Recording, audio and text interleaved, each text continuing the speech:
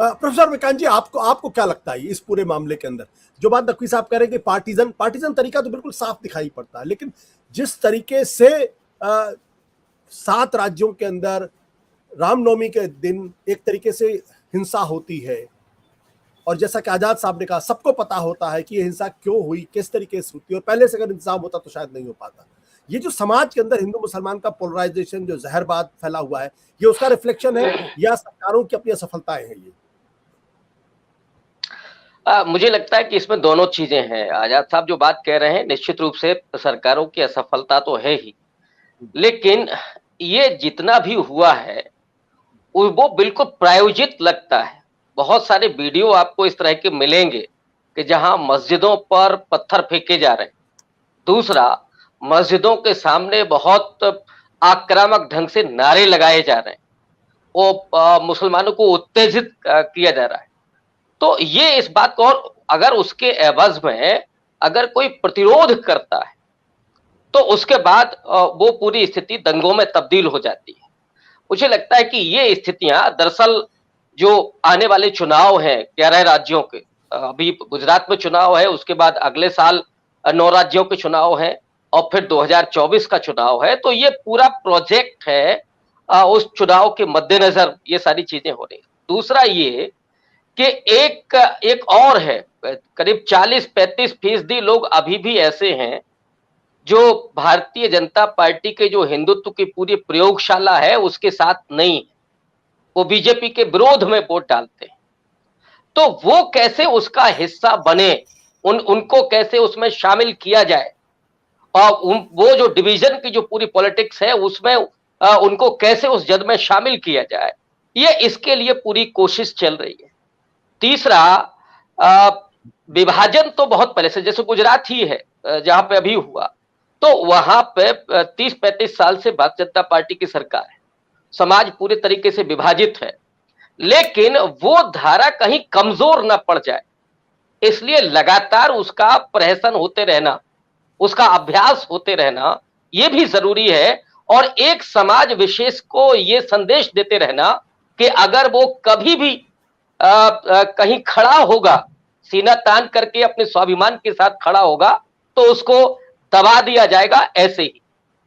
और इसको मैं एक दूसरे संदर्भ में भी कहना चाहता हूं। 11 से 13 मार्च के बीच कर्णावती में, माने उसी गुजरात में, आरएसएस का कोई शिविर था जिसमें मोहन भागवत के 3 बयान को मैं देख रहा था।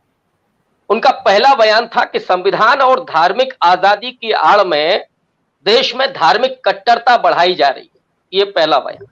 दूसरा बयान है उनका कि देश का एक समुदाय विशेष सरकारी तंत्र में घुसने की विस्तृत योजना बना रहा है। और तीसरा बयान उनका धर्मांतरण को लेकर के था कि पंजाब, कर्नाटक, तमिलनाडु और आंध्र प्रदेश में हिंदुओं के धर्मांतरण की लगातार रिपोर्टें आ रही।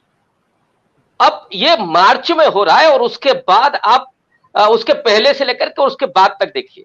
मसलन जो नरसिम्हानंद है, उनका जो बयान था, मोहन भागवत उसका बचाव करते हैं कि साहब गुस्से में कही गई कोई बात हिंदुत्व के भीतर नहीं आती। मैं जिस रूप में समझता हूं कि इस देश को अब अघोषित रूप से हिंदू राष्ट्र में तब्दील कर दिया गया है, और जो मनु स्मृति में जिस तरह से न्याय की व्यवस्था थी, जो हम लोग यहां देख रहे हैं कि अगर कोई अल्पसंख्यक है और अगर उसने कोई गलती की है तो उसकी सजा उसे कैसे मिल रही है, उसकी जमानत नहीं हो रही है, और वही बल्कि उससे भी ज्यादा खतरनाक, माने सरेआम इस देश में महिलाओं के साथ बलात्कार करने की घोषणा हो रही है, मुसलमानों के नरसंहार का ऐलान किया जा रहा है, और वो धर्म संसद के नाम पर हो रहा है। बावजूद इसके कई कई दिनों तक एक तो वहां पर एफआईआर नहीं होती है, और जहां होती है तो गिरफ्तारी कितनी मुश्किल से होती है और जमानत भी मिल जाती है। एक इंदौर के सज्जन थे, अभी जो आपने यहां लखनऊ के पास की बात की, बजरंग मुनि, अभी उनकी गिरफ्तारी हुई है, लेकिन इतने दिन से वो छुट्टा घूम रहे हैं। तो एक ठीक उसी तरह से कि साहब न्याय किसके साथ क्या होगा, ये मनुस्मृति के आधार पर ही ये पूरा सिस्टम अब चलने लगा है। और दूसरा, बाबा साहब अंबेडकर ने जो पूरा विभाजन के समय जिस बात की ज्यादा आशंका व्यक्त की थी, और उसमें उन्होंने ये माना था कि अब विभाजन अपरिहार्य हो गया है, वो कहते हैं कि जो ब्यूरोक्रेसी है, जो प्रशासन है, वो सांप्रदायिक हो गया। अब उस पुलिस व्यवस्था से या उस और दूसरी व्यवस्था से आप कैसे उम्मीद करेंगे कि वो न्याय सम्मत और कानून सम्मत काम करेंगे? उसी में पुलिस का अधिकारी क्या ये सरकार को नहीं कह सकता कि साहब हमारे पास ऐसी कोई अभी अधिकार नहीं है कि हम किसी का घर बुलडोज कर दें?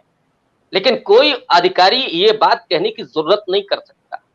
ठीक है। तीसरा, अगर हम मध्य प्रदेश के संदर्भ में ही बस एक बात कहूंगा, योगी आदित्यनाथ जिस सो कॉल्ड कानून व्यवस्था के नाम पर दोबारा चुन करके आए हैं, तो उस पूरे एक नैरेटिव को मध्य प्रदेश में और दूसरी जगहों पर भी लाने की कोशिश हो रही है कि हम जब चाहेंगे तब जमींदोज कर देंगे।